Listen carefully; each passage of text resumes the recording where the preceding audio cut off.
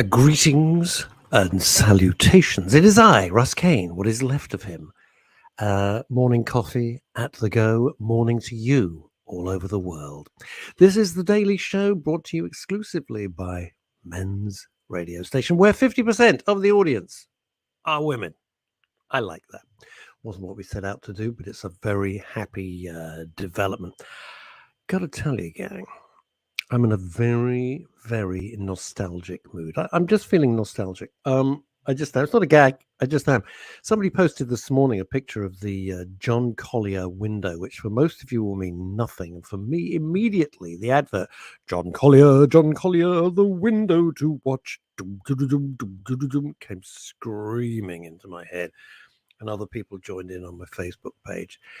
And I realized that it was almost 6 years almost to the day, but certainly 6 years ago when my longtime radio pal and pal in real life, Chris Tarrant, turned 70. And one genius said, gosh, that makes him 76. And I thought, well, O-level maths has not passed her by. You know him, ladies and gentlemen. You love him. He is the undisputed king of New Malden, which frankly is saying sod all. Neil Long. Thank you very much indeed. Greetings. Yes, happy birthday, Chris Tarrant. I don't think I've ever heard a morning show beat Chris Tarrant. It's not just because I used to work there. I honestly think out of all the ones in the market, it was the absolute. Even better than my morning show on another radio station. Hard to credit, having met your radio wife. But yeah, I got to tell you. And now people are joining in, and I got to say, Men's Radio Station. Yeah, good morning, all. Good morning. Hello, you're coming in on my espresso bar. If you want to join the espresso bar, please just do that, and I will have a quick look at you and approve you. Or if I think you're a jerk, I won't approve you. John Yates, hello. Russ Neil, hello. Thank you for the lift home the other day, John. Very appreciated. I had a wicked weekend. We raised over £1,000 for the Lucy Rayner Foundation. That's now, what is the Lucy Rayner Foundation? We should get Jenny Rayner, the founder, on. Now, why do I know the name? It raises money for mental health awareness in the young. Tragically, Lucy took her own life. That was it. That was it. Horrible.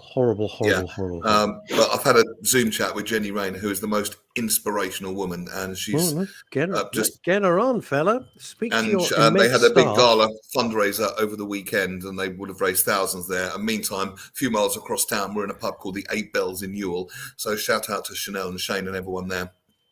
And we raised £1,000. Emma, you don't get this on the BBC. Emma Webb, let's see the mug better, please, Mr. Cape. Well, it was lovely. It was given to me as a gift. I know sod all about gardening, but it's an old gardening mug. I'll turn it round. You can see the other side as well. Just an old I like it because it's bone china. I've just been heckled by pictures of gardening tools. This is quite... Well, I've seen your act, Neil, and let's be honest. No, but anyway, we raised £1,000, which is fantastic. That is bloody good. Where did you have it, by the way? Where? Yeah, where did you have it? When or where? Well, I know. It was a place called the Ken. Eight Bells. Thank God your hearing's all right. It was a place called the Eight Bells in Newell. Shout out to Chanel. You haven't got a huge audience or anything. I mean, you're not like got 1,500 people or something. So that's a good sum of money. The point I'm trying to make is it was a very generous sum of money. Yeah, that's the point I'm trying to make. Well done, you. Should we crack on with your guest? It's somebody I know nothing about, but I'm sure he's going to be absolutely marvelous. Just as a preamble, we talk an awful lot about. I like that. Let's have a preamble. We talk an awful lot about the state of mental health and mental health services and all that sort of thing. And hang on. I'm going to interrupt. I'm so sorry. But this is important, and it slipped my mind, and I apologize. Neil, I apologize for jumping in. I wouldn't normally do that, as you know. That's right, bud. Would you like to read this, please, from David Wimble, who is the founder? He's the founder of Deluxe Radio, which takes our streams 3 times a week. 70,000 people listen to it just on Deluxe. So please, Neil, over to you. Good afternoon, gentlemen. I'm sure you're going to be featuring Mental Health Day today. Of course we are. And once again, I'd like to thank you for all the support and advice that you offer to the listeners on Deluxe Radio, and you're very welcome, Deluxe Radio. It's our honour, it's our privilege, and thank you. Wimble and I doing all sorts of exciting things behind the scenes, which we will be launching. If we don't launch it this year, we'll be launching it early in 2023. But all the stuff's looking great, and you will be part of it, Neil Long, whether you bloody want to or not. but I do want to. You will be So part of it because you're going to be great. just as a preamble, we talk about the state of mental health services, how bad they are. And sometimes I think it can be, and it's easy for any of us to do, because I've done it. You can think, oh my goodness me, there's no hope. It's such a big problem. But then from time to time, if you know where to look, we come across people that are bringing solutions into the world and doing incredible healing work. Yep, that is the right word for it, healing work, and getting amazing results with people very, very quickly. And I, for one, would like to see a lot more attention on this kind of thing when it's reported in the media. You won't find this in the tabloids. The Sun won't report on this. Very, very unlikely. But it doesn't mean it doesn't exist. So because with that good news, preamble, because as we know, good news does not sell. Because I would like to see that change in the future.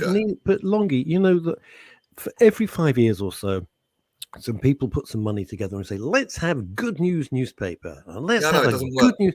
And it dies on its ass because I know it's not interesting to people. They want to see. I would like to see the new mantra be if it doesn't bleed, it leads. But there we go. Oh, anyway, wow, that is damn good. That's shall we welcome Mark Collin onto the show?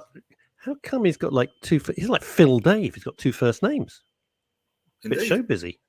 Hello, Mark. Mark, how are we doing? We can't hear you. Look of panic crosses Mark's face. That means you can hear us. You can hear us, but oh Lord, nope, nothing. Mark, can't go press every button in front of you apart from the destruct and launch button, and launching the missile. We'll take you off. Somehow? Have a look, and come back. Give us a thumbs up. I can see you, Mark. Remember that I can see you. Right, I had a rubbish weekend as per usual, and what did you do? Rubbish. What did I do? Do you know, I can't. Jesus, I actually can't even remember. I went out for lunch yesterday, and then the person I was. It doesn't matter. That was it. Spent the rest of the day staring at the walls. Lunch was nice, and what did I do on Saturday? Indian takeaway. That was lovely. Indian takeaway. Yeah, that was all right. That was it. That was my weekend. So. Well, I did some stand-up comedy last night, and I've got a hilarious story which I cannot repeat on Men's Radio. No, I think you can. I think you can. As co-founder. No, I can't. Oh, come on. I can't.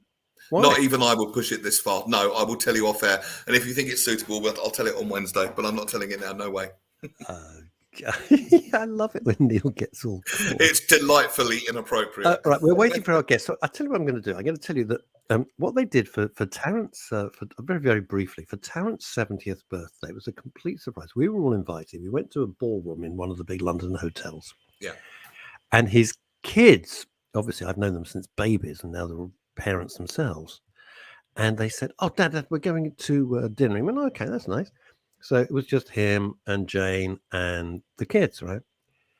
And they went to, they said, why are we going here? He said, oh, no, we've got, I think they said something like, Helen's left her handbag down here. Could you come down with us? We'll get a drink, then we're going off for dinner.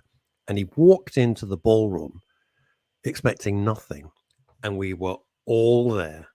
This wonderful secret gala. And he was absolutely gobsmacked. Brilliant. So how many of you went surprise at the same time? Well, we all went surprise. I mean, there must have been, a couple of hundred of us at least. Or wow. More. Oh yeah, no, it was a proper big, you know those London ballrooms. You've done enough of those, rubber chicken dinners. So it was all tables and it looked fabulous and it was all beautifully decorated. And he was absolute. I mean, Tarrant's never like that. And he was absolutely upset. And then they had arranged a proper "This Is Your Life," hosted by Michael Aspel. So Aspel walks on. Aspel's not a young man. Sally James, Lenny Henry, all sorts of it. It was such a lovely. There was so much love in the room. That's the nice thing. I still maintain. I don't think I've seen a morning show ever beat that. Ever beat that. It was so much fun. But I often say, and I think people think I just say it for the fact what you saw.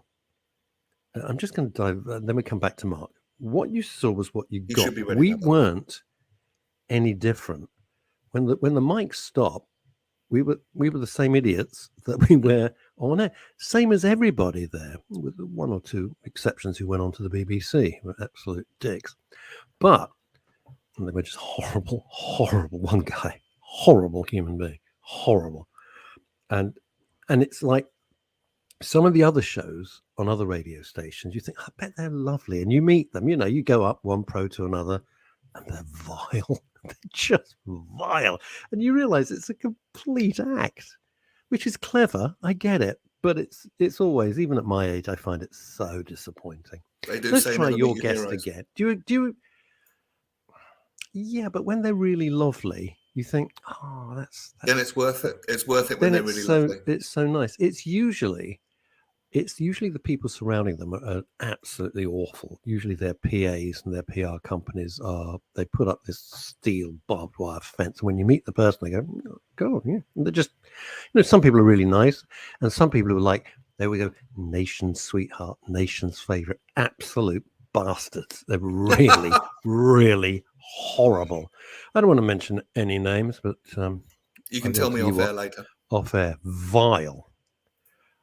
This was in somebody's very well-known home, private party. So clearly I'm not a punter. I'm in their home at a private party, right? And my partner and I go up to so-and-so. Hello. We didn't apparently pronounce the name correctly, the surname. Boom. Like ice, right? Whoa. A year goes by, same party, same thing. So we go up again, because I thought it must be me. I can't tell you how rude this person was. And I turned around and I said, F her. And that was it. Hello, Mark. Should we try again, fella? Good morning, gentlemen. Can you hear me? Yes, loud and clear. Magnificent. I hope it's okay. Mark, I'm on my mobile because my laptop. For some no, reason I got to tell you, the connected. picture is great. The sound is great. Everything is marvelous. All we need to worry about now, Mark, is the content. I was going to say that hopefully the content will deliver. It's going to be very inspiring because we're going to talk about a healing modality. We're going to talk about a healing modality today. I have no idea what that means. I am a gog. Mark, Colin and I met through a mutual acquaintance, a lovely lady called Tosh, Yes. who hopefully is tuned in now. Shout out, Tosh, if you tuned in. And not a proper name. Tosh said that we should connect, and we've talked about some work-related stuff and possible future projects. But I really wanted to get you on to talk about the modality that you practice today and tell us about the results that you get with it. Because there's a lot of people need a lot of healing at the moment. And sometimes, as I was saying before you came on, if you don't know where to look, or if you don't know it's available, or if you think you can't afford it, or if you think you can't change, whatever story we tell ourselves, you might think you're trapped in your story, for want of a better word, forever. And you're here to basically say that's not true. So please tell us a little bit about you. And we send our love to a regular listener who listens from Spain, Chrissy Richards. And it says this, and I read it out as I always say for Deluxe Radio because they can't see us. Aren't they lucky they can only hear us? Hello, sorry I haven't been watching for a while. Sad today, sorry. Would have been my son's 54th birthday. Sending love, Chrissy. We all remember what happened. Couldn't have been worse if you tried. Chrissy, we send you all our very best. Always. Thank you for tuning in. So, Mark, tell us a little bit. First of all, how did you get into the healing arts? Well, it's an interesting one. I think that it's something that's been, I feel very connected to it on the whole of my life. I was very sensitive as a child. And it's a journey that, if you're meant to do it, you don't really sort of it's without question always. And so I studied a whole array of different healing modalities, from Reiki, which you may have heard of, sort of energy healing and so on, up towards more sort of psychological areas such as neuro-linguistic programming, EFT, which is emotional freedom technique, and also life coaching and so on. But what I found in my life and in the life of a lot of my clients was that it didn't matter how much you were connecting to consciousness or having a deep spiritual experience, that while we're here, the mind itself is the king. That our psychology and our outlook very much create our results and the experiences we're having. And so I started to study both the conscious but also the subconscious mind. And the idea that we have an area of the psyche that is so misunderstood, that has so much governance on our levels of happiness and our levels of healing. And so my studying and my quest brought me towards the modality of Psych K, which has completely changed my life. And it's a way of reprogramming the beliefs that we've had since we were children. So the methodology looks at the idea that we are incredibly porous in the first 7 years of our lives. Okay, so we are in what's called a theta state. So we don't have a conscious mind that can actually reason out whether the information we're being told is accurate or not. And then from that, we actually start to build our outlook of the world, which often doesn't change for many decades. So essentially, we make our beliefs, then our beliefs make us. 100%. The analogy I give, if you imagine you have the intelligence of life that lives through us, that feeling of being alive that breathes life into us, the first layer, the first lens that it comes to are our subconscious beliefs about ourselves and the world. So the analogy is, if you imagine the consciousness is almost like the projector of light in the cinema, well, we're all sitting in the movie theater watching the film of our belief systems on the screen in front of us. So people Which means immediately that I'm in a bad mood, because some idiot will be checking their phone, the light from their texting will be driving me mad, and another idiot to my right will be eating popcorn very loudly. And someone's always throwing Maltesers, and this is the point. And so pissing me off straight away with the analogy. I'm already in the cinema and I'm annoyed. Well, you know something? Good, because the idea is that we don't have to continue watching the same movie. And this is the essence of it, that we can. But what if we don't know that we're the ones making the movie in the first place? What if we just think it's reality and it's unchanged? Well, this is the point, is that we need to start questioning our reality and our take on it. And to reckon, like, the first step on personal development in any form of quest is taking personal responsibility for our experience. And the way in which we do that is we start looking at whether the outside world is attacking us or we are also part of that co-creation. And therefore, we need to start looking at the kind of results we're getting and mapping back to maybe it's our thinking and our outlook that's massively affecting that. And so we need to start changing these things up. And so taking personal responsibility being day one, and it's something you have to do, I think you have to do for your entire life. But then from that point, when we start reaching out to people and actually start looking at the psychology behind the results we're getting and start shifting that, then we start living a very different experience of the world. I mean, thinking about it, that must be true, because if we believe we're not any good at something, we won't be any good at something. If I don't believe I'm good at absolutely a particular skill, I'm going to run that belief until I question it and challenge it and see it's just my belief, not stuck in, not set in stone concrete reality, right? To just counteract that. By the way, you are just like Paul McKenna. I'm loving this. You sound like McKenna. You sound like McKenna. You kind of lookish, because don't forget, Neil and I worked with Paul for many years. Yeah, right. He was an old mate. And, you know, when he came off, what's he, Chiltern Radio or something? Wasn't he doing Chiltern? Then he joined Capital. He used to work at Radio Jackie, where I work now. It's unbelievable. Unbelievable. Oh, well, I'll take that. Yeah. Thank you. Yeah, well, take it. It is meant absolutely. As a compliment. It was a compliment. He's a lovely guy. I'm very, very fond of Paul, as is Neil. God's sake, I've forgotten completely. I forgot my train of thought. Forget what? You said you were going to counter something, which I was interested in. I was, and I can't remember for the life of me what the hell it was. There you go. There's honesty for you. Carry on. Great. You're working your magic already. Exactly. I know what it was. My God, you're good. How do you do that? I know what it was, Mark. I'm in a sort of a constant rage, really, for a variety of reasons, which I've learned to channel, which is good. Great. And I'm not going to go into reasons why, but when I look at the world today, I can't change the awfulness that I see, which is why creating with Howard Jameson Men's Radio Station and being director of Women's Radio Station is a mission for me.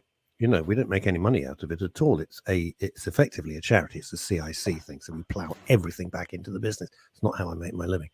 But it's a mission for me. It's something I passionately believe in, because I think I look around the world and I think this is just getting worse and worse and worse. I genuinely do. So I can't reframe that. It's not my mindset. I think everything's dark and awful and glass half empty. I look at what's genuinely going on. And I don't understand why other people aren't thinking, God, what the hell is this? You know? It's a fair question, and I'm sure you'll give a great answer, Mark. What would your response be to that? Well, it's an interesting one, because I would suggest that you're doing the fact that you said you're channeling this energy is the key to it all. That when we have anger, when we feel rage, number one, in so many spiritual traditions, the idea of anger and rage is really frowned upon. And I think that's nonsense, that there is this wealth of energy in us that needs to be utilized. And often under that anger, for most people, is a sense of suppressed power, which is what you're displaying there. This idea of helplessness or inability to affect this outcome on a global level. But really, all we can do is share the flame, which is what you're doing. What does that mean? All right, well, I love the phrase. Share the flame what does share the flame mean? Which is, a big passion of mine, is to recognize that if you have, again, a passion within you or a desire for not only your own self-betterment, but for the betterment of the planet, that it's very important you create environments in which people can come and listen and heal. Because while you're saying that you've set up this charity or this radio station, well, it's a CIC. What's beautiful, the idea of planting trees you will never sit under as being one of the kind of big sort of Zen ideals is this idea you have no idea how many thousands of people you're affecting right now, and how much this is a safe space for people who. Exactly, but safe space for people who feel so alone in the world, right? That our mental health, as much as you want to share it with people, can feel so ostracized, and to have a safe place that you guys are creating, which is why I was so excited to come on here, is incredibly beautiful. Mark, I'm going to leap in again just for a sec. You are wonderfully articulate, Neil. Thank you. What a super guest. When I was writing all the blurb when we created this, I can't remember how many years ago, 4 or 5 years ago. I didn't like the phrase safe space. I'll tell you why. I often say this, and I'm not being critical of you. I'm critical of this other thing, because it sounds to me like California, a leaf falls off a tree, the wind changes direction, and the kids have a nervous breakdown. Get over it. There's limits. What I wanted to create was a non-judgmental space. So you can come on, and believe me, most of the guests are fantastic. Sometimes the guests I go, I think you're a bit bonkers, but there we go.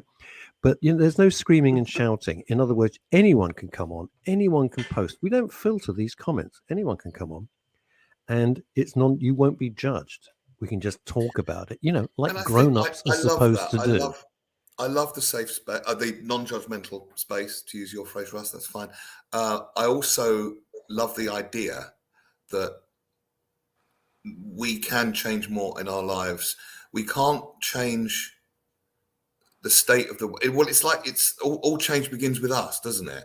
I don't think we can change the world, but we can change ourselves. And the more people know they can change themselves and do that, then the world will change.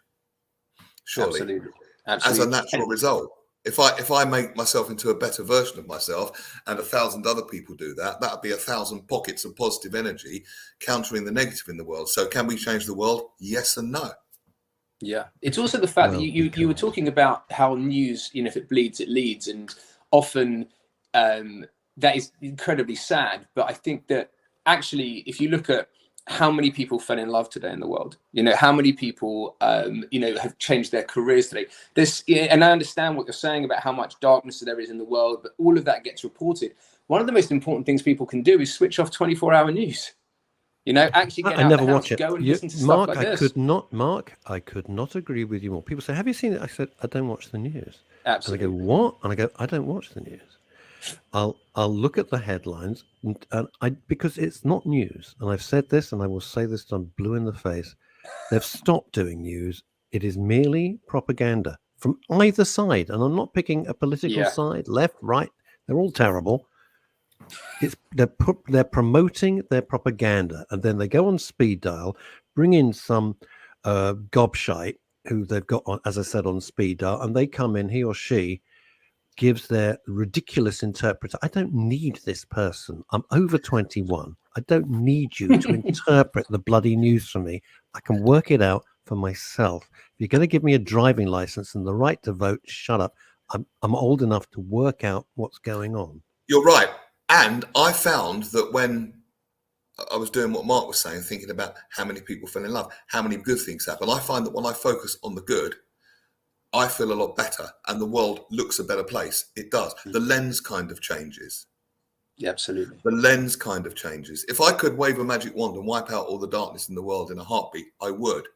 But that's not within my power to do. But you know what? We could devote 3 hours to what you just said, because what is fascinating, and it's a detour, so I want to get back to Mark. But if you could do that, the problem is we'd all have to agree with what you saw, you Neil Long, as the problem. And other people say, oh my God, he's just destroyed everything that I just believed in, for example. No, not at all. You see what I'm saying? Our beliefs are personal, aren't they? Yeah, no, I know. But if you said, if you could wait, let me just, I'm sorry, just expand just for a sec. Yeah. If you said, if you could wave a magic wand and take away all the darkness in the world, well, if you're Putin and his gang, or if you're a committed Russian, or if you're a committed communist, I'm just using this as a ridiculous example, okay? Just as an example.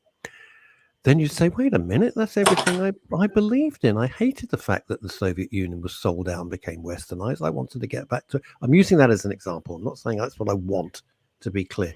Or if you said, I hate this woman who's now running Italy, she's a raving lunatic, and everyone who voted for her said, no, we've been waiting for this woman. She's fantastic. I have no idea. I don't care one way or the other, to be brutally But again, honest. that's you see what I'm saying? Like trying to change, and I'm going to come right back to you, Mark, after this. That's like trying to change the outer effects. That's like being in the cinema and shouting at the screen. No, that screen's got to change. No, I don't want the screen to be like that. What you need to do is go back to what's doing the projecting, and I think that's your point, isn't it, Mark?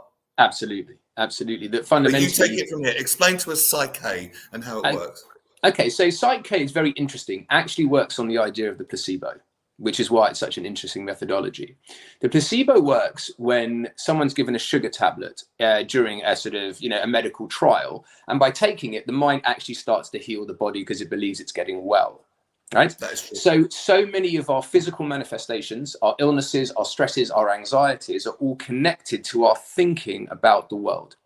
And so how the methodology works is through specific techniques that I work with clients in clinic, is that we are able to shift the individual's take on how well they are, how successful they are, how loved they are, how they live in a world of less judgment, and all of these things. And therefore the subconscious starts to create a very different reality, not only at the physical level, but also socially, emotionally, spiritually, and so on. But it's the key to it all is to get into the subconscious mind. And to do that, it's experiential, but it's something that, I've been through some very difficult times in my life, and it fundamentally helped me not only get well, but be on the hero's journey that I'm on, which is to bring, as I say, share the flame, to bring this information and to bring as much light as I can to the world.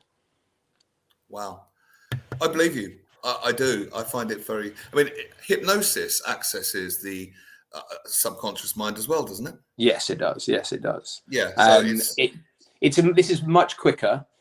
And Psyche is a language and a communication with the subconscious incredibly quickly in order to create the results we want in the shortest amount of time. And there's ways of releasing trauma with it. I work with very sadly, a lot of women who have been, and men who've been sexually abused as children. And within 1 or 2 sessions, they're saying to me that the images simply aren't there. They feel distance from the pain and the trauma they've been carrying. And there's nothing brings me more joy in the world than that, is to work with people who need and for that alone, just to be able to release someone from suffering that they might have held on to for their whole life, to be able to have this methodology, and this is why I wanted you on, that can within 2 sessions. Well, it's very quick. There's another belief that change is hard, and you'll have to go back, relive it again, months and years and years, and that's just the not American true anymore, view. I don't agree with that at all. I don't agree with it, but a lot of people believe it. When I lived in America, Mark, let me run this by you. And Sure. It's something that I firmly have believed for many, many years. I lived and worked over there for a number of years. And a lot of people, of course, were in analysis. But the American analysis would completely deconstruct you. And during that deconstruction, imagine a house. And instead of painting the walls or zhuzhing up some cushions or something, you completely take the house, demolish it to the foundations. And then you're saying to the person, I've just thought of this actually. Just live there. And they go, well, I can't.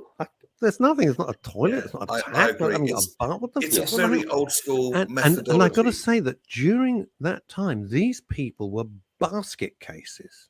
I mean, basket. They couldn't function at all. And the guy who sat next to me was the loveliest guy, and we were very good friends. And I got to phone him on Fire Island. I got to phone him because I can't. And I'm going, mate. Typical London, mate, get a bit of a grip here. Come on.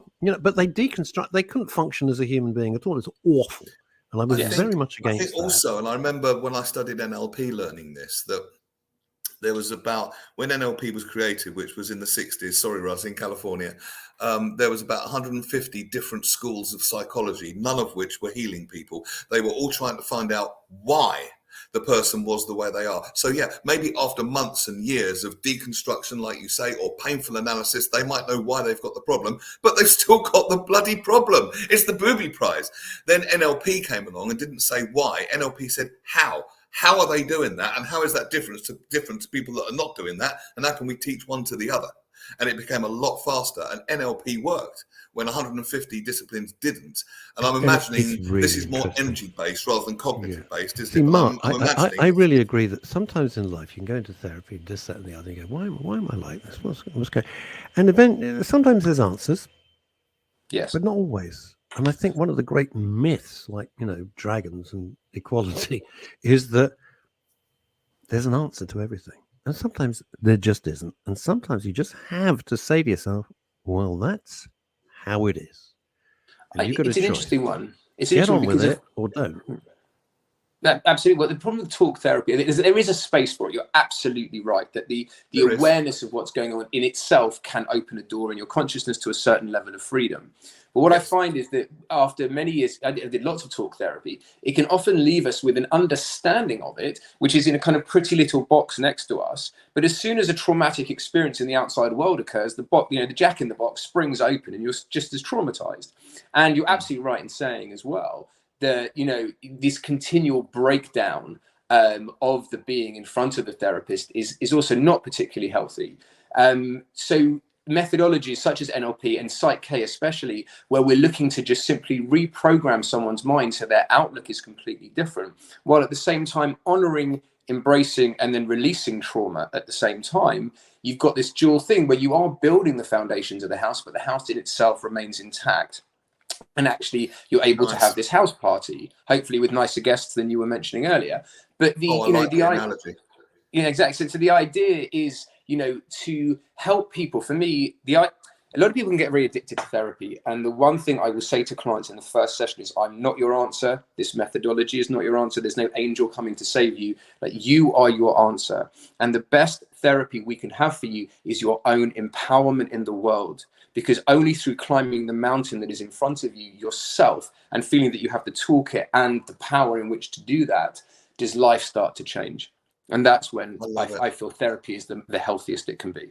I love it. And it's also a tenet for anyone that hasn't studied NLP. And this backs up what you say, Russ, that people are not their behaviors.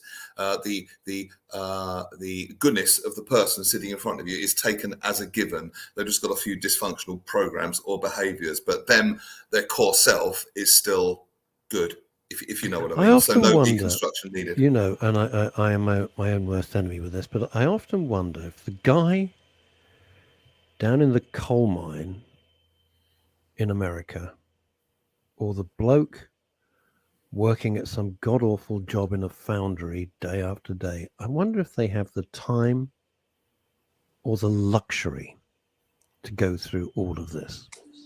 They just kind of get on with it, don't they? I mean, I do sometimes, just flipping the coin for a second, Mark, I just wonder, with everything that we do and all the guests that we come on, and the hundreds and hundreds of interviews that we've done, and I just wonder that sometimes it feels like a luxury, and you're luxuriating in issues. Whereas if you had to go and work in your factory every single day, or go down into the coal mine and pick the coal out of the coal face, this wouldn't be your problem, would it? Well, I would say giving people the tools for mental health isn't a luxury. I'd say it's a necessity, and thank God the conversation is becoming more prevalent. Interesting. It's interesting. I agree with both of you. You see, yes, 100% that when people are hurting, to have you call them a non-judgmental space, whatever name we give it, it's absolutely important that people are pulled back from the brink and are able to be helped or to build their lives in the way they want. Interestingly, however, if you look on the other side of the coin, is that we are so far removed from the land. We are so far removed from our hunter-gatherer origins. We have so much time on our hands that mental health issues have become an issue. Absolutely. And so it's kind of that balance, essentially, of helping the people that need it, but also encouraging people not to be in their heads quite so much and actually to be activating and creating. We were not designed to just sit staring at a freaking screen 12, 14, 15 hours a day. We weren't. We were designed to do other stuff, which is much more interesting. But that's where life is. There's virtually nothing physical left. There is virtually no. When I was a kid, you had all these little factories in London. I'm not going to get into the whole environmental shit about it. I don't care. Or I'm just making a point that you'd have apprentices. They'd go from school. They'd go into these little factories, these little workshops. They'd learn. All gone. All gone. And all you do, and you sit on the bus, you sit on the tube, you walk past an office, which is all open plan, of course. Just people staring at a screen. We are the Matrix. That's what we've become. And I firmly believe it. We are the Matrix. I thought that was almost a documentary, not the first one. Then it became crap. But that's what we are. We're just plumbed in to this stuff. We live from the neck up. And I know many people who they do somatic work, and it's getting people out of their heads and into their bodies. And then the mind, I find, if I'm very much in my body, the mind is in a healthy place. And it's in its right place. It's been elevated to master when it should be a servant. Tell us a little bit more about your work and the kind of things that you do, maybe other things you've treated. And by the way, if you want to pop your website, we'll put your website on the screen. Tell me what the website is, and I will create a plug. Thank you very much. It's daft. You're a most welcome guest. Oh, great. www. As they say, newdesignglobal.com. newdesignglobal.com. We'll get that on the screen for you. We'll do that right now. Tell us a bit more about some of. Put it as fast as I can. Oh, boy. No, not the Heroes Academy. It's newdesignglobal.com. New Design what? Give me newdesignglobal.com. Yeah. That website I'm no longer using. But it's interesting that came up because, you asked the question what kind of work I do. My fundamental work looks around the hero's journey. And so what that is the idea that within all of us is a certain calling in life to transcend an aspect of ourselves so that we can live the life and the calling of our hearts. And for some people, that is very seriously getting over mental health issues that have hurt them all of their lives, getting over abuse. For some people, it's launching $1 billion brand. For some people, it's not losing £100. To me, it doesn't really matter. The idea for me is that behind the results we're getting are our behaviors, and behind those are our belief systems about life. And within that are our subconscious. It's almost like walking into a music studio and seeing the different levels that are there. Some people have got their financial levels very high, but their relationship levels low. And the idea is that I work with people and they come and see me, and we work out which areas of their lives they're not getting the results that they want. And we're able to turn that up through changing their subconscious patterning, essentially. And when it comes to, as I say, healing trauma and pain, having also a very positive relationship with our psyches as well. For a lot of people who are going through pain, the psyche feels like an oppressor. It feels like as soon as something good happens, it tries to destroy that. And to start looking at, rather than it being this enemy within, to actually start having a loving relationship with our own minds and actually start coaching it ourselves and start changing our belief systems, then what we have is a very valuable tool that can literally skyrocket our lives and the results we're getting. But it's about taking personal responsibility and coming into coherence with all of ourselves. I like that. And so there is reason for hope then. No matter what you've been through, there is reason for hope, you would say. I have met rock bottom, and she absolutely kicked my ass for many years. I have been there, and through she's a cruel mistress. It is the amount of pain and suffering that human beings go through is huge, and I think all of us are traumatized to a point. But yes, there is every reason to reach out to people. There's every reason to recognize that with the right help and the right levels of empowerment, that you can achieve and do anything you want in this world. What's your background? Were you a doctor? Were you a plumber? I mean, I have no idea. Okay, so I was very sensitive. I was very open spiritually as a child, and coming from a background and people that just simply weren't open to it. I come from almost a lineage of atheists. I worked in the corporate world for many years. I ran my own event management company because for me, it was kind of looking after people's spare time, even though it was in the corporate world, while having a huge interest in personal development and spirituality always. And then from the age of sort of 19, really started to wake up again. I'm now 44, and I've spent my entire life since then, studying and working in different fields of energy healing and, as I say, coaching and sort of reprogramming psychology in people. And it's something I never stopped studying or, looking proactively for my own blind spots. I say to every client, I'm as beautiful and as messy as you are. I have a huge amount of work to do on myself. And it's just when you have that thirst and that desire to serve, I think those are the engines that you need.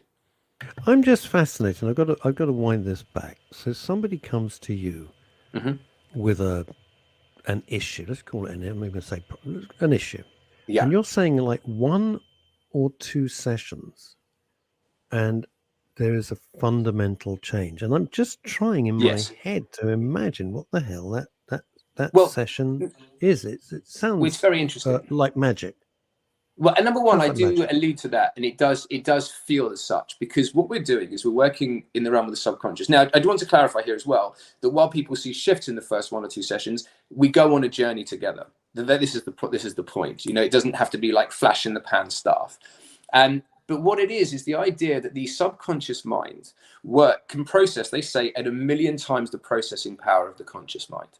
Okay, and therefore, when we're working at the level of the subconscious, it can heal itself much more quickly than the conscious mind can heal the subconscious. So just to explain, if you imagine we have a river, we're activating at the mouth of the river rather than at the sea, hoping that the conscious mind, through affirmations or certain practices, can reprogram something that is its... No, you lost me, Mark.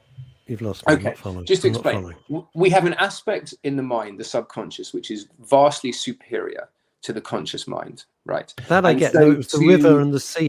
Okay, so all it was that if you're at the end of a journey trying to heal the beginning of the journey, it becomes very difficult, right? Essentially was what I was trying to say. And what we're doing here is we're going into the mouth of the river, we're going into the subconscious mind and doing the healing work there. Which is why often talk therapy can go on for years and see no particular results. Whereas with the subconscious reprogramming, we're able to start at the beginning of the journey. So without tipping your hand and showing us how the lady levitates, if it's not a speech therapy, what patient comes in, sits down, hello, Mr. Collin, nice to meet you, blah, blah. What then? Okay, so first of all, I'm just fascinated. I'm absolutely, and rightly so. And it's 2 things. One, I will explain the sessions now, but 2, it is experiential. Okay, so the idea, Psych-K stands for psychological kinesiology. And it works on the idea that if you look at what kinesiology is, it's the idea that there is an intelligence in the body that connects to the subconscious mind. Okay, that the subconscious is continually actually communicating with us. And the way we know that is that often when you have an anxious thought, we feel anxiety in the body. But also we can have a trigger in the subconscious where we start feeling anxiety before we've even thought that we might not be safe or that something is occurring. So there's a continual information loop going on between the mind and the body. And the way Psych-K works is that through the lens of the body, we are able to communicate back to the subconscious through muscle testing and using certain affirmations while channeling energetics to different parts of the body, allowing the subconscious to actually start clearing and cleansing itself very quickly. And so it's kind of a feedback loop through the body back into the subconscious mind. And because it's doing that, and because the processing capacity of the subconscious is so much greater than the conscious mind, the results we see are far quicker. And also, thank you, the river analogy did not land, so thank you. No, I have a golden rule that if I don't follow it, I'm going to guess that somewhere around the world, one of our viewers and listeners isn't following it. And I don't want to be like the BBC or whatever and looking like, oh yes, I understand. You're thinking inside. I don't understand a word. What the hell is he talking about, this man? Yeah, I don't like that. That's you know. I really appreciate it. I tell you why, Mark. I was a corporate writer for many years. That's how I made my living. And hundreds of occasions, I'd be sitting around the boardroom table and we were going to do an enormous launch for 1,000 partners in Paris, or we were going to do this, that, and the other. And all the people who work for whatever giant blue chip company, the boss would be saying, blah, blah, blah, and they're all talking in acronyms. I'm the idiot who has to go away and write the scripts and the speeches and everything else. And I would sit there and go, I'm so sorry, I don't understand. Could you explain? Most of the time, they had no idea what the hell they were talking about, could not explain it to me. And I said, you do understand, I have to leave this room and write this. If I don't understand it, your audience isn't going to understand. But they've got used to this jargon. Plus I didn't give a shit. And secondly, they were so scared of, of their structure, of not looking smart. I never cared about that. There's a famous saying that, you only look stupid once. You can only ask a stupid question once. And what that means essentially is that, and I heard a clinical psychologist talking about this, that if you just ask because you don't understand, you're going to be told, and you'll know it for the rest of your life. 80% of people sit in absolute silence in their own stupidity, not actually asking, and just have, the kahunas, as they say, to actually ask when you're missing something. I think it's fundamental. Yeah, I used to do that in the program meetings, Russ, remember? No, I don't. I don't have any memory of you. Sorry, Mark, private joke there between me and Russ. So me and everyone else hiding under the table. I'll explain it to you another time. Yes, there he goes. Question coming in for you, Mr. Mark. It is, yes, this is from somebody clearly. This will be on my Espresso Bar site. So I'm afraid it just says Facebook user. Is this like science hypnosis for NLP reprogramming? Yes and no. You're absolutely in the right area. It is for reprogramming, similar to NLP, absolutely. And it's somewhat like hypnosis in that we're reprogramming the subconscious mind, but it's a unique methodology, and it's not something, after studying for like 25 years, it's something I've never found anywhere else. Who invented it? A guy called Rob, and I don't know why. I just forgotten his last name. Sounds like a very interesting guy. It's a school of thought that's very much championed by Dr. Bruce Lipton and Dr. Joe Dispenza as well, because they're two people that have really looked into the idea of how much our physiology and our outlook is affected by our programming. Was it Robert Williams? Rob Williams. That's exactly it. Yeah, it was Rob the Bank. Now, Mark, I just want to be clear. This isn't hypnosis. Am I right? No, it's not hypnosis. It's absolutely not. People are completely conscious throughout. The reason I ask this, and I go back to McKenna, and then and Neil and I worked with a wonderful guy who gave up his career in media and became a hypnosis therapist, and his name's come right out of my head. Was in sales, was a great guy. I can't be hypnotized. I wanted to be. There were certain issues I wanted to be. Absolutely nothing. When I say nothing, and I wasn't sitting there going, I wanted it to work. Yes. Nothing at all. Didn't work at all. Didn't feel relaxed. You know that thing that you're going to feel relaxed? I didn't feel relaxed. I felt exactly like I feel now. And I thought, well, this is a waste of time. And I was annoyed. I wanted it to work. I was willing it to work. Mm-hmm. So, yes, it's very interesting because I have had a limited experience of hypnosis and it did nothing for me. I went to see someone to give up smoking who spoke about cigarettes for an hour, and I went out and bought a 20 deck straight afterwards because I really needed to smoke.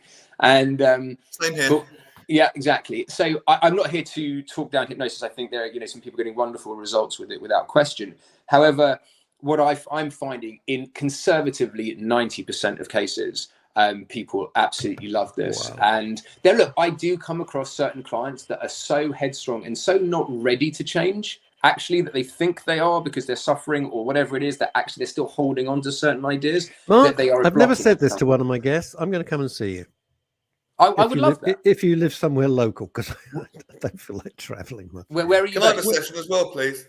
No, we're not having a joint session. We're not, Pearl Carr and Teddy Johnson. Oh, not at the same time. No, not Torvald and Dean here. But the two things. One, I've got a clinic in central London in Primrose Hill, and also I do. The majority of my work nowadays is actually online with people all over the world. So that's how I work. Mainly so through Zoom sessions or whatever it is. So either way, I'd be more than happy. I'm going to get your details from. I would love that. Please. Here's the question coming in. Talking about. Let's deal with the question. Russ, it's Martin Annan. Hi, Martin. Very interesting guy, by the way. What's the difference between my last question to the program that we're talking about? P.S. I want to see him too. Oh, you're selling loads of shows here. Loads of things. What's the difference between my last question to the programming? I'm not sure. This was the last question. Is this like science hypnosis for NLP reprogramming? Right. His question now is. Well, Mark answered that. So I'm not. Maybe I'm being thick today, which would hardly be surprising. No, not at all. Not at all. Well, Russ, it's Martin Allen. What's the difference between my last question, which I just put up, to the programming that we're talking about? Oh, I see. All right. So could you explain what you think that question means? Just so I want to be absolutely clear before I answer it. I think he's saying, is this like the science hypnosis for NLP reprogramming? And he's saying, what's the difference between what you're saying and what that was? Okay, so it's the methodologies are very different, but I think they are all aiming hopefully for the same results, which is a difference in the programming of the subconscious, therefore a different outlook in the world, essentially. But I just find this is very quick acting. And what's wonderful is in a session, we can look at many different aspects of life. We don't just have to look at trauma. We can look at, releasing some issues around self-value, but we could also have a look at work or relationships or whatever people want to look at. I need to book you for 3 weeks solid, by the way. Bring a sleeping bag. Oh, absolutely. 100%. Some sandwiches. 100%. I'm going back to what you were saying about the subconscious talking through the body and thinking about that. We've all seen it, but we probably haven't known what we've seen. What I mean, incongruence. People's lips can be saying one thing, and their body language is completely different. Yeah, well, it's very interesting. It's how I imagine the police use it. They're saying one thing. Did you do the crime? No. Yeah, exactly. Things like that. That's incongruence. Surely is that kind of what you're talking about as well? Absolutely. It's why most of our beliefs are created either through traumatic experience later in life, but also in the first 7 years of our lives. And it's why, I hate to say it, but it's true, just to address the elephant, most people feel like a fraud at different points of the day or different points of their lives. They walk into the business meeting. Why are all the big people here? Why am I in the room? Mark, this imposter syndrome, I've got some pals who are hugely successful in their very different fields, and we all sit around saying exactly the same thing. We wait for the and I'm not huge. I'm not like that. I mean, they're massively successful. I'm not going to say who they are, and they're waiting for the tap on the shoulder, going, "What the hell are you doing here, matey?" Do you know, Russ? What? Do you know, Russ? Classic story. Apparently, the Beatles all sat down once, and John said, "I don't feel I'm good enough to be in the Beatles." And Ringo said, "That's funny. I thought it was me." And Paul said, "I'm sorry, I thought that was me." And then George said, "Actually, I thought that was me." So if it's good enough for the Beatles, it's true. An analogy I heard: if people are confused on the speed of this and find that hard to believe, I haven't studied Psych K. I can't comment, but I certainly believe you. The closest I've got to it is NLP, and I've seen people change really quickly with NLP. Absolutely. And the great analogy is, if you imagine the subconscious like a computer with all the programs in it, this computer I'm on here, if it's got a bug in it, which by the way it has at the moment, it doesn't matter how long the bug's been in there, whether it's 20 seconds or 20 years, remove the bug and it'll work properly again. Because presumably the default state of human beings, one would hope, is healthy, right? 100%. And it's the idea, also, if you look at the idea of the 3 principles and different sort of philosophies, that we have innate health and we just build our BS around it, right? In NLP, there's the classic saying that the map is not the territory. And what that means is that your view of life is subjective. You're not living in an objective reality, right? And people walking around assuming that everyone is homophobic or racist or anti-Semitic, whatever it is. And yes, there's issues with that in society, but if that's your lens on the world, you're going to be seeing so much more of it. If all you worry about is poverty in the world, rather than actually trying to fix the issues of poverty, all you're going to see are those. We is a self-created reality. That, Mark, that's how it works. I agree with you, with the caveat that those things do exist. Anti-Semitism, homophobia, xenophobia, all of those things exist. Without question. But if you just see it everywhere, you're going to have a pretty rough time. I use an example. This happened this weekend. And this is where I think we're all going slightly around the bend here. There's a light entertainment program. It's full of sequins, frothiness, fake tans. It's just froth and delightful. It's called Strictly Come Dancing. Strictly Come Dancing. It's a dancing show, and it's light entertainment, and I like it because it looks great, and my mate Bobby Warrens does all the effects. It looks lovely. I like Claudia. Okay, and I can't dance a step, but the judging now is being based on she hates women, and I'm like, it's a dancing show. Come on, we're not discussing the invasion of Ukraine here. It's a dancing show with not particularly famous people, and good luck to them. Why not? Or, Shirley Ballas, she hates. Oh no, and then when the people got voted out, spoiler alert, if you're going to watch it tonight, they go, oh, homophobic.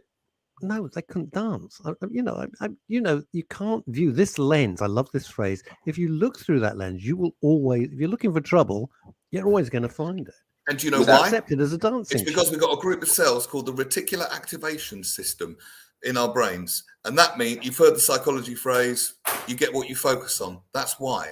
Absolutely. Ever bought a new car and seen it everywhere on the roads when you hadn't really noticed it before? I find very few Rolls-Royce convertibles. Exactly.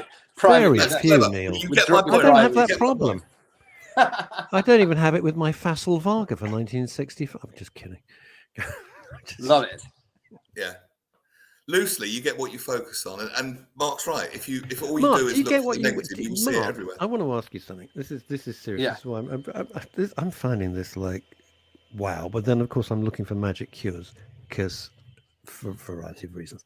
I'm not saying you're magic, but if it's magic, I'm up for it. You know, a little bit of Harry Pottering going on. I'm there. I'm all about it. No, I don't care.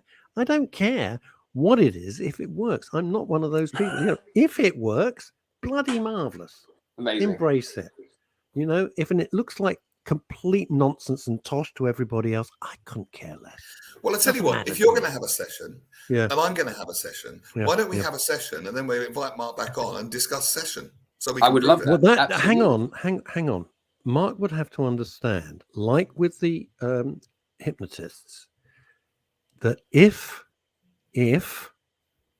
I don't feel, or Neil doesn't feel like any different, I'm going to be honest. I'm not. What I won't do, because I've never lied on this. I've never lied on radio. Neither has Neil. Sure. It's my, I've always had a rule. I will never lie on the radio.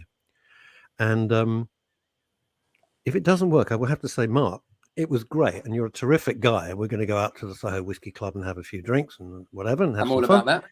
But you're very welcome. But I will have to tell the truth.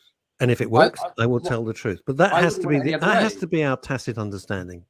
Well, you can't do this unless you're, deeply in your own integrity. And as I said to you, look, for a minority of people, it doesn't work if they're too in their heads or they're not wanting to change. But if people are thirsty for change, look, and also the way I work as well. Number one, I'm totally open to what you said, absolutely.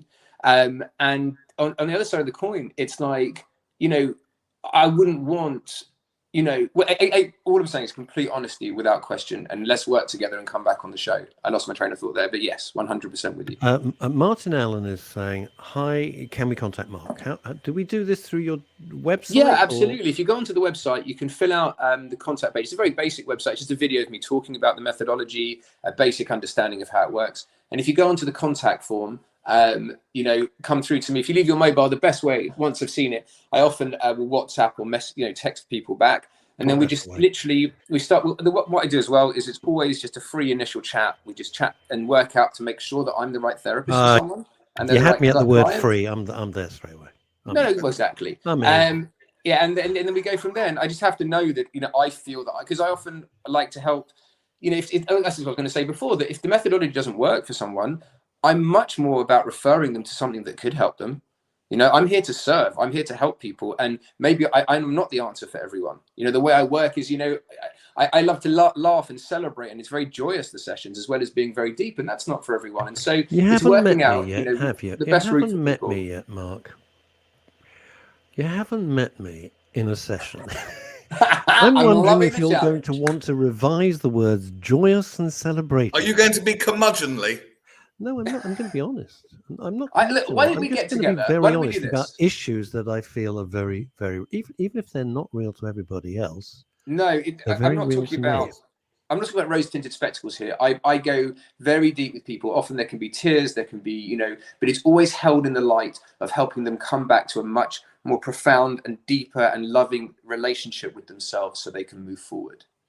And it all begins with self-love, because I think we can't make any changes before we love ourselves fully, I'm sure. And there, ladies and gentlemen, is where we fall at the first fence. Oh, fallen at the first fence there, back to you. My dad I use everything as a horse racing analogy, so I've fallen at the first fence there, you see. What's this? To do with self-love and self-acceptance? Yes, of course. What, you think that's not a good thing? No, I think it's a great thing. I'd Oh, like to good. have I a was little like, what's bit he of it. saying? I'll have Calling it the first half an bit. ounce of that, please, if you'd be so sweet. I only We're send running you out. ounces, We're out of time. Mark, I'm going to be in touch. Neil's going to be in touch. Martin Allen's going to be in touch. I think If you're you going want to to be contact flooded. Mark, the website is on the screen. newdesignglobal.com. Guys, it's been such a pleasure. I think you're both brilliant Likewise. characters. What an interesting guy, and I wish you well with your mission in the world, sir. Brilliant. Hey, I wish you guys a beautiful day. And it's going to be a fabulous day because I'm leaving here and I'm going to the dentist. And on that, I'm going to see Robbie Williams later. Going to see what? Robbie.